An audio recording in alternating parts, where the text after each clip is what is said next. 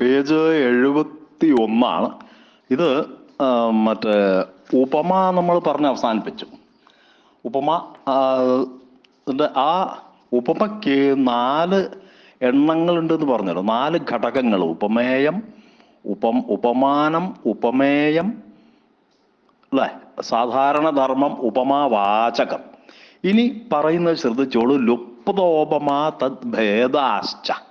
ഇനി പറയാണ്, വർണ്ണ്യോപമാനധർമാണാം ഉപമാവാചകസ്യ ച ഏകദ്വിത്ര്യനുപാദാനാത് ഭിന്ന ലുപ്തോപമാ അഷ്ടധാ. വർണ്ണ്യോപമാനധർമാണാം ഉപമാവാചകസ്യ ച. വർണ്ണ്യസ്യ, അവിടെ അർത്ഥം പറയുമ്പം വർണ്ണ്യസ്യ ഉപമേയസ്യ എന്നവിടെ കാണാം.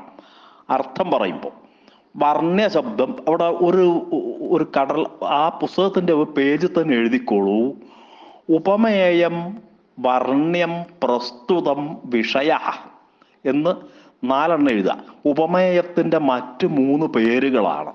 ഇത് പറയാൻ കാരണം ഇപ്പൊ അവിടെ വർണ്ണ്യം എന്ന് പറഞ്ഞു. വർണ്ണ്യം എന്ന് പറഞ്ഞാൽ അവിടെ ഉപമേയം എന്നാണ് അർത്ഥം.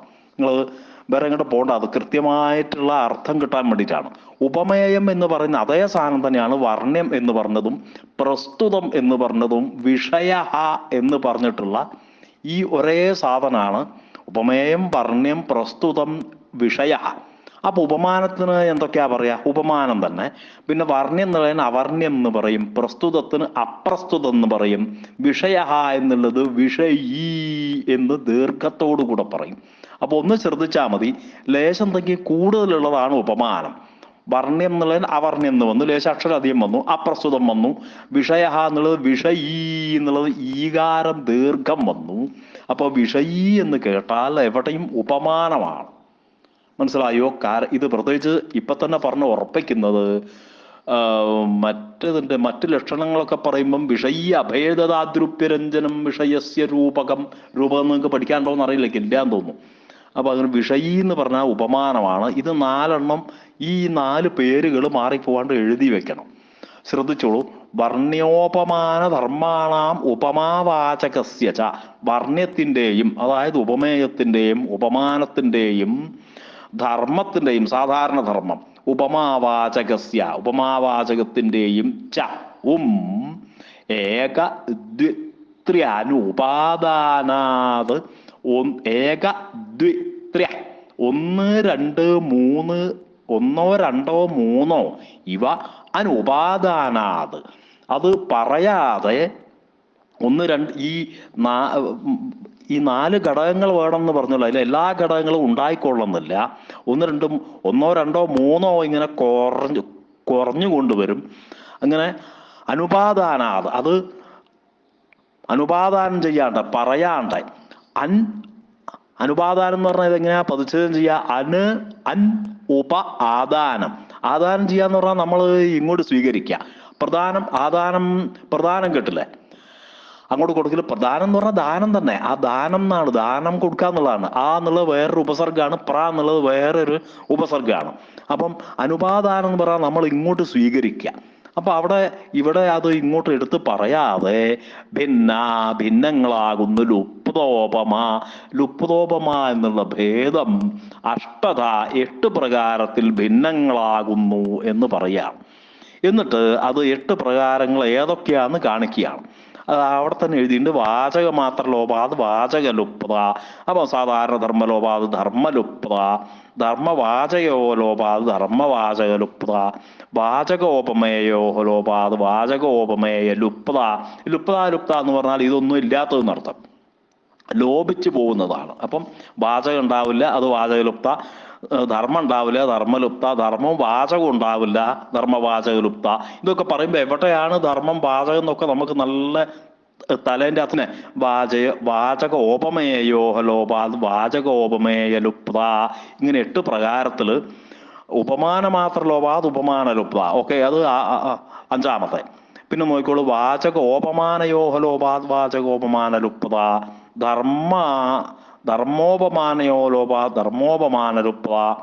ധർമ്മോപമാന വാചകാനാം ലോപാത് ധർമ്മോപമാന വാചക ലുപ്ത ച. ഇങ്ങനെ 8 പ്രകാരത്തിലാണ്. ലുപ്ത എന്ന് പറഞ്ഞാൽ ലോപിക്കുന്നു എന്നർത്ഥം. എന്നിട്ട് ഈ 8 സാധനങ്ങൾക്കും 8 ലോപം വന്നുള്ള 8 സാധനങ്ങൾക്കും ഓരോരോ ഉദാഹരണങ്ങൾ എടുത്തിട്ട് കാണിക്കുകയാണ് നമുക്ക് മനസ്സിലാവാൻ വേണ്ടിയിട്ട്. തടിത് ഗൗരിന്ദു തുല്യാസ്യ കർപ്പൂരന്തി ദൃശോർമയാ മമാന്ന്. കർപ്പൂരന്തി ദൃശോർമമ എന്ന് വേറൊരു സ്ഥലത്ത് കണ്ടിട്ടുണ്ട്. അതാണ് തോന്നുന്നു ശരിക്കും. കാന്ത്യാ സ്മരവധൂയന്തി ദൃഷ്ട തന്വീ രഹോമയ. ഇതിവിടെ ഈ സംസ്കൃതത്തിലുള്ളൊരു ഇതാണ്. എന്തെങ്കിലും ഒരു ചെറിയൊരു വിവരമുള്ളവൻ ഇതിൻ്റെ അകത്ത് ഇവന്റെ വക ഒരു സംഭാവന അങ്ങോട്ട് എഴുതി ചേർക്കും. കർപ്പൂരന്തി ദിശോർം മമ എന്നാന്നുണ്ട് പ്രധാന കുവലയാനന്ദ ഗ്രന്ഥത്തിൽ.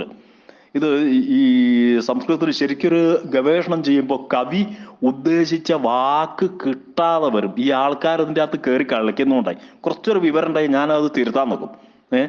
അവിടെ മോള് മയ എന്നാണ്, അപ്പൊ ഇവിടെയും മയ എന്നാക്കണം എന്നൊക്കെ പറഞ്ഞു. ഇങ്ങനെ ഈ സംസ്കൃതത്തിൽ മാത്രം ഇത് ചെയ്യുന്നവർ അനവധി ആൾക്കാരുണ്ട്. അതൊന്നും കൈവെക്കാൻ പാടില്ല. കാവ്യന്റെ വാക്കെന്താ വെച്ചാൽ അതാ നമുക്ക് വേണ്ടത്. എന്തോ ആയിക്കോട്ടെ. അപ്പോ കാന്ത്യാ സ്മരവധൂയന്തി ദൃഷ്ട തന്വീ രഹോമയ യത്തയാ മേളനം തത്ര ലാഭോമേ യച്ച തദ്രതേഹ തതേതത് കാകതാളീയം അവിതർക്കിത സംഭവം എന്നാണ് പാഠം. അപ്പൊ ഇതെങ്ങനെയാ പറയാന്ന് വെച്ചാല്, ഇതിന്റെ അർത്ഥം ചുരുക്കി പറഞ്ഞാല് തടിത് ഗൗരീന്ദു തുല്യാസ്യ, ഒരു സ്ത്രീയെ വർണ്ണിക്കുകയാണ്. തടിത് ഗൗരി, തടിത്ത് എന്ന് പറഞ്ഞാൽ മിന്നല്, ഗൗരി എന്ന് പറഞ്ഞാൽ സ്വർണ്ണ നിറമുള്ളവള്, ഇന്ദു തുല്യാസ്യ ഇന്ദുവിനോട് ചന്ദ്രനോട് തുല്യമായ മുഖത്തോട് കൂടിയവള്, കർപ്പൂരം തീ ദൃശോർമയ എന്നല്ല മമ എന്ന് തന്നെയാണ്, യാതൊരു സംശയവുമില്ല. മമ എന്ന് തിരുത്തിക്കോളൂ. മമ ദൃശോഹോ കർപ്പൂരന്തി, എന്റെ കണ്ണിന് കർപ്പൂരമായിട്ട് ആചരിക്കുന്നവള് അല്ലേ. എന്റെ കണ്ണിന് മയ എന്നല്ല മമ എന്ന് തന്നെയാണ്. അവിടെ മയ എന്ന് രണ്ടാമതുണ്ടല്ലോ. അപ്പൊ ആദ്യത്തേത് മമ എന്നാണ്, ഒരു സംശയവും വേണ്ട. അത് തിരുത്തിക്കോളൂ, വെട്ടി തിരുത്തിക്കോളൂ, മമ എന്ന് എഴുതിക്കോളൂ. അതാണ് അപ്പയ്യ ദീക്ഷിതരുടെ പാഠം. ഈ അപ്പയ്യ ദീക്ഷിതർ പേര് മാറിപ്പോരുത്, അയ്യപ്പനല്ല, അപ്പയ്യ ദീക്ഷിതരാണ്. അപ്പോ ദീക്ഷിതർ എന്നൊക്കെ പറഞ്ഞാൽ തമിഴ്നാട്ടിലൊരു പട്ടരാണ്, ബുദ്ധിയാപാരാണ്. പക്ഷെ എന്നാൽ വേണ്ടാത്ത ഇതിപ്പോ ഇത്ര ഡീറ്റെയിൽ ആയിട്ട് നമുക്ക് ആവശ്യമൊന്നുമില്ല. ബട്ട് ഒരു അക്കാദമിക്കായിട്ട് വരുമ്പോൾ നമുക്കത് പഠിക്കാൻ പറഞ്ഞാൽ പഠിക്കണ്ടേ. ഇതാണ് താരതമ്യേന അലങ്കാരം പഠിക്കാൻ ഏറ്റവും നല്ല പുസ്തകം. മറ്റുള്ള ആലങ്കാരികന്മാരൊക്കെ പുസ്തകം ഈ പറഞ്ഞ സാധനം തന്നെ അങ്ങോട്ടും ഇങ്ങോട്ടും മാറ്റി പറഞ്ഞിട്ട് ഈ എന്തൊക്കെയോ പറഞ്ഞിട്ട് ആൾക്കാരെ ഒരു തലത്തിലും തലേ കയറാത്ത ഇതാണ് ഇതിൻ്റെ ഒരു കീനോട്ട് പോയിന്റ് ആണത്. ഉപമാനങ്ങൾ എങ്ങനെ ഈ അലങ്കാരങ്ങൾ എങ്ങനെ മനസ്സിലാക്കാന്നത് ആവശ്യമില്ലാണ്ട് ഒരു സാധനം പറയുന്നില്ല, പറഞ്ഞത് വേണം ആവശ്യമുള്ളതാണ്, പട്ടറിനാണ്. അപ്പോ ഇത്തയാ മേദനം തത്ര ലാഭോമയച്ച തദ്രതയെ തതേതത് കാകതാളീയം അവിതർക്കിത സംഭവം. ഇനി നോക്കിക്കോളൂ. കാന്ത്യാസ്മരവധൂയന്തി, അവള് പ്രകാശം കൊണ്ട് കാമദേവന്റെ വധുവിനെ പോലെ ആചരിക്കുന്നവളാണ്. ദൃഷ്ടാ തന്വീ രഹോമയ, ഒരു സുന്ദരിയായിട്ടുള്ള സ്ത്രീയെ ഞാൻ രഹസ്യത്തിൽ വെച്ച് ഒറ്റയ്ക്ക് രഹസ്യമായിട്ട് അവളെ കണ്ടു. ഈ സംസ്കൃതത്തിൽ അനങ്ങിയാൽ ഈ ജാതി ഓരോന്നൊക്കെയാണ് പറയാ. ഇതൊക്കെ പറയുന്നത് കൊണ്ട് പിന്നെ പ്രത്യേകിച്ചൊരു കാര്യമുണ്ട്. ആൾക്കാർ ഈ ഇങ്ങനെ വായൽ വെള്ളം ഒലിപ്പിച്ച് ശ്രദ്ധിച്ചുകൊണ്ട് നിൽക്കും. ഇതിങ്ങനെ പറയുമ്പോഴേ ഈ വേണ്ടാത്ത പറയുമ്പോൾ കേൾക്കാൻ അവിടെ ആൾക്കാരുണ്ടാവും. ഞാനൊരു പൂച്ചേനെ വളർത്തി എന്ന് പറഞ്ഞാൽ ആർക്കും ഇഷ്ടാവില്ല. ഈ ജാതി സാധനങ്ങൾ പറയുമ്പോണ്ടല്ലോ ആൾക്കാരവിടെ ഇരുന്നോളും. യത്തയാ മേളനം തത്ര ലാഭോമേച്ച തദ്രതേ, യത്തയാ മേളനം തത്ര, അവളുമായിട്ട് അവിടെ യത് തയാ തത്ര മേളനം, യാതൊരു പ്രകാരത്തിൽ അവളുമായിട്ട് അവിടെ ഞാൻ കൂടിച്ചേർന്നുവോ. ലാഭോമേ യച്ച തദ്രതേ, അവളുമായിട്ട് രതിസുഖം എനിക്കുണ്ടായി. ഞാൻ രതിസുഖ അവളുമായിട്ട് കൂടിച്ചേർന്നൊരു രതിസുഖം എനിക്കുണ്ടായി, അവളുമായിട്ടൊരു ചേർച്ച ഉണ്ടായി എന്നർത്ഥം. ആ രതിസുഖ ലാഭം എനിക്കുണ്ടായി എന്ന് പറഞ്ഞാൽ, രതി എന്ന് പറഞ്ഞാൽ താല്പര്യം എന്നുള്ള അർത്ഥം. ഇവിടെ ഉദ്ദേശിക്കുന്നത് സെക്സ് തന്നെയാണ്. അത് പിന്നെ പറയാണ്.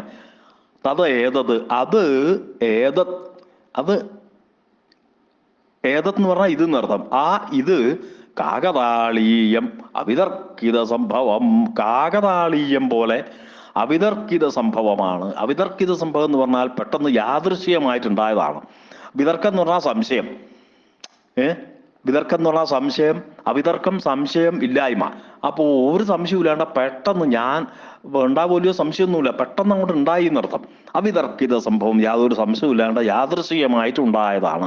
ഈ കാകതാളീയം എന്ന് പറയുമ്പോൾ ഈ പനമ്പഴം, പനേൻ്റെ മുകളിലുള്ള നമ്മളെ ഈ മറ്റേ പീടികയിലൊക്കെ ഉണ്ടാകുന്നില്ല, ഈ വേനൽക്കാലമായത് പാലക്കാട് സൈഡിൽ നിന്ന് കൊണ്ടുവന്ന് ഇങ്ങനെ പനനൊങ്ക് വിൽക്കാൻ വെക്കും. പനേൻ്റെ തേങ്ങയൊക്കെ കൂടി ഇങ്ങനെ വലിയ തേങ്ങ, വലിയ അത് ഇളനീരാണോ എന്ന് വെച്ചാൽ ഇളനീരല്ലാനും പനന്തേങ്ങ എന്നാണ് അതിന് പറയുക. അതിൻ്റെ അതിൻ്റെ അകത്തേത് ഇളനീര് പോലെയുള്ളത് എടുത്തിട്ട് ഇങ്ങനെ ഉറയിലാക്കി വിൽക്കാനൊക്കെ വെക്കും. പനന്തേങ്ങ എന്ന് അതിനാ പറയാ, പനനൊങ്ക്. കാകതാളീയം, കാക്ക അത് വന്നിട്ട് കാക്കയ്ക്ക് കൊത്തി തിന്നാൻ പറ്റുമെന്ന് വെച്ചാൽ എനിക്കറിയില്ല. കാകതാളീയം. പക്ഷേ കാക്കത്തൊണ്ടിപ്പഴമല്ല, കാകതാളം. താളം എന്ന് പറഞ്ഞാൽ കരിമ്പനയാണ്. നിങ്ങൾ ഈ താളിയോല എന്ന് കേട്ടില്ലേ? താളിയോല കരിമ്പനേൻ്റെ ഓലയിലാണല്ലോ എഴുതുക. അപ്പോൾ ഒരു സംശയമില്ല, താളം പനമ്പഴം തന്നെയാണ്. ഇതിൽ മലയാളം പറയുന്നത് പനമ്പഴം തന്നെയാണ്. പഴുത്ത് പാകാനുള്ളൊരു പനമ്പഴം കാക്ക വന്നിട്ട് കൊത്തി തിന്നാണ്. അതാണല്ലോ അവിടെ ഉണ്ടായത്.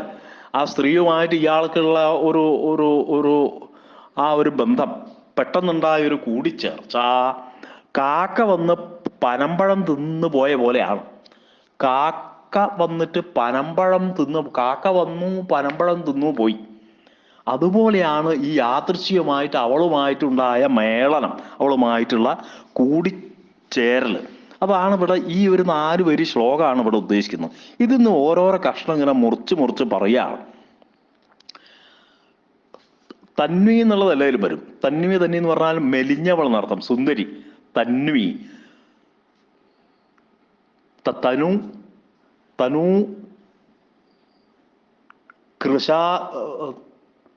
തനു കൃശോകരണേ എന്ന് മറ്റാണ് പാണിനി പറയുന്നത്. അങ്ങനെ അതായത് മെല്ലിച്ചും കൊണ്ടുള്ള സുന്ദരി, അതായത് അതിസുന്ദരിയാണ്. അതായത് മെല്ലിച്ച ശരീരത്തോടു കൂടിയ ഒരു ഒരു ഒരു സൂപ്പർ ബ്യൂട്ടി എന്നർത്ഥം ഇവിടെ പറയാണ്. അത്ര ആ ഒന്നാമത്തെ ഓരോരോ ഉദാഹരണം പറയാണ്. നമുക്കിപ്പോൾ അവിടെ എന്തൊക്കെയാണ് അവിടെ വേണ്ടതെന്ന് വിചാരിക്കാം. വാചകോ ഒന്നാമത്തെ എന്താണ്? വാചകമാത്ര ലോപാത് വാചകലുപ്തത. നമുക്കിത് വാചകലുപ്തയായിട്ട് വരണം ഈ സാധനം. അപ്പം തടിത് ഗൗരി തന്വി എന്നെടുക്കുകയാണ്. തടിത് ഗൗരി എന്ന് പറഞ്ഞിട്ട് തന്വി എന്ന് കണ്ടില്ലേ? തന്വി രഹോമയ എന്ന് കണ്ടില്ലേ? തന്വി എല്ലാ സ്ഥലത്തേക്കും ഒരുമിച്ചെടുക്കും. തടിത് ഗൗരി തന്വി.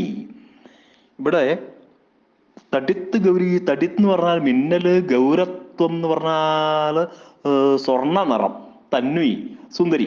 അപ്പൊ മിന്നൽ സ്വർണ്ണ സുന്ദരി, മിന്നൽ സ്വർണ്ണ സുന്ദരി. ഇവിടെ മിന്നല് പോലത്തെ എന്ന് പറഞ്ഞില്ല, മിന്നൽ സ്വർണ്ണ. തടിത് ഗൗരി മിന്നല് പോലെ സ്വർണ്ണ നിറമുള്ളത്. അവിടെ ആ പോലെ എന്ന് പറഞ്ഞില്ല, തടിത്ത് ഇവ എന്ന് അവിടെ പറഞ്ഞില്ല, തടിത്ത് ഗൗരി എന്നൊരു വാക്കായിട്ട് പറഞ്ഞു. അതാണ് തടിത് ഗൗരി, മിന്നൽ സ്വർണ്ണ സുന്ദരി. മിന്നൽ പോലത്തെ എന്ന് പറയാനില്ല, പോലത്തെ എന്ന് പറയാത്തത് കൊണ്ട് വാചകലുപ്ത, തടിത് ഗൗരി തന്വി എന്ന് വാചകലുപ്ത. അതങ്ങനെ തന്നെ പഠിക്കണം. പിന്നെ രണ്ടാമത്തെ സാധനമാണ് ധർമ്മമില്ല, ധർമ്മലുപ്ത. ധർമ്മം, സാധാരണ ധർമ്മം എന്താണ്? മറ്റെന്താണ് ധർമ്മം? സാധാരണ ധർമ്മം എന്ന് വെച്ചാൽ അതിലുള്ള സാധനം. അപ്പോൾ സൗന്ദര്യാദികളൊക്കെ ഇതാ നോക്കിക്കോളൂ. ഇതിൻ്റെ അടിയിലേക്ക് വരുമ്പോൾ അവിടെ അങ്ങനെ എഴുതിയിട്ടുണ്ട്, അത്ര തടിത് ഗൗരി. ഞാനിത് നോക്കി പറയുന്നതായിരിക്കും നന്നാവല്. നിങ്ങൾക്ക് സംസ്കൃതം ഫോളോ ചെയ്യുകയും ചെയ്യാം, അത് മനസ്സിലാവുമല്ലോ. അത്ര തടിത് ഗൗരി തന്വി തടിദിവ ഗൗരി ഇത് അർത്ഥ. മിന്നല് പോലെ അത്ര തടിത് ഗൗരി തന്വി തടിദിവ ഗൗരി ഇത് അർത്ഥ. തടിത്ത് പോലെ മിന്നല് പോലെ സ്വർണം എന്നർത്ഥം. അത്ര ഇവശബ്ദസ്യ ലോപാത് വാചകലുപ്തത. ഇവിടെ ഇവശബ്ദം പറഞ്ഞിട്ടില്ല എന്നുള്ളത് കൊണ്ട് വാചകലുപ്തയാണ്. തന്വി എന്നുള്ളത് ഉപമേയമാണ്, തടിത്ത് ഉപമാനം, ഗൗരത്വം സ്വർണ്ണ നിറം മുതലായുള്ള സാധാരണ ധർമ്മശ്ച സന്ധി. ഈ 3 സാധനങ്ങൾ അവിടെ ഉണ്ട്. വാചകം മാത്രമേ ലോപിച്ചുള്ളൂ എന്ന് പറയാം. അപ്പൊ അതിന്റെ രണ്ടാമത്തെ നോക്കിയാൽ അതിന്റെ അടിയിൽ തന്നെ എഴുതിയത് വായിച്ചാൽ മതി. ഇന്ദുതുല്യാസ്യ. ഇത്യത്ര ഇന്ദുതുല്യാസ്യ എന്ന് പറയുന്നിടത്ത് ഇന്ദുനാ തുല്യം ആസ്യം യസ്യാഹ സാ ഇത് അർത്ഥ. ഇന്ദുവിനോട് ചന്ദ്രനോട് തുല്യമായിട്ടുള്ള മുഖം ആർക്കാണോ ഉള്ളത് അവൾ എന്നാണ് അർത്ഥം. അവിടെ ഇന്ദു എന്നുള്ള ഉപമാനമാണ്, ആസ്യം എന്നുള്ളത് മുഖം എന്നാണ് അർത്ഥം. അവിടെ ഉപമേയം തുല്യശബ്ദ ഉപമാവാചക, തുല്യശബ്ദം ഉപമാവാചകമാണ്. സാധാരണ ധർമ്മമായിട്ടുള്ള കാന്തി എന്ന വർത്തത അത് ഇല്ല. സാധാരണ ധർമ്മമായിട്ടുള്ള കാന്തി പ്രകാശം എന്നുള്ളത് അവിടെ പറഞ്ഞിട്ടില്ല. അതുകൊണ്ട് ധർമ്മലുപ്ത. പിന്നെ പറയാണ് മൂന്നാമത്തേത്, മമ ദൃശോഹോ കർപ്പൂരന്തി തന്വി ആസീത് സാ. എന്റെ ദൃഷ്ടികൾക്ക് മമ തന്നെയാണ് ഇവിടെ അടിയിൽ പറയുമ്പോൾ ഒരു മമ എന്ന് പറഞ്ഞു, അപ്പോൾ മോള് തെറ്റിപ്പോയതാ. മമ ദൃശോഹോ കർപ്പൂരന്തി തന്വി ആസീത് സാ. എന്റെ കണ്ണുകൾക്ക് അവള് കർപ്പൂരമായിരുന്നു, അല്ലെ? കർപ്പൂരന്തി തന്വി, കർപ്പൂരമായിട്ട് ആചരിക്കുന്നവളാണ്. കർപ്പൂരക്കട്ടയാണ് ആ സുന്ദരി. കർപ്പൂരം ഇവ ആചരന്തി ഇതി അർത്ഥ. കർപ്പൂരം പോലെ ആചരിക്കുന്നവൾ എന്നർത്ഥം. വിവക്ഷിത അതാണ് അവിടെ പറഞ്ഞിട്ടുള്ളത്. കർപ്പൂര ഉപമാനം, തന്വി എന്നുള്ളത് ഉപമേയം ആണ്. എന്നാലോ അവിടെ നേത്രാനന്ദ രൂപമായിട്ടുള്ള ധർമ്മം ഇവ ശബ്ദ ച ന ഉപാസ. അവിടെ രണ്ട് സാധനമല്ല. നേത്രാനന്ദ രൂപമായിട്ടുള്ള കണ്ണിന് ആനന്ദം നൽകുന്ന രൂപത്തിലുള്ള സാധാരണ ധർമ്മവും പറഞ്ഞില്ല, ഇവ ശബ്ദവും അവിടെ പറഞ്ഞില്ല. അത് രണ്ടും ലോപിച്ചതുകൊണ്ട് ധർമ്മവാചകലുപ്ത എന്ന് പറയും.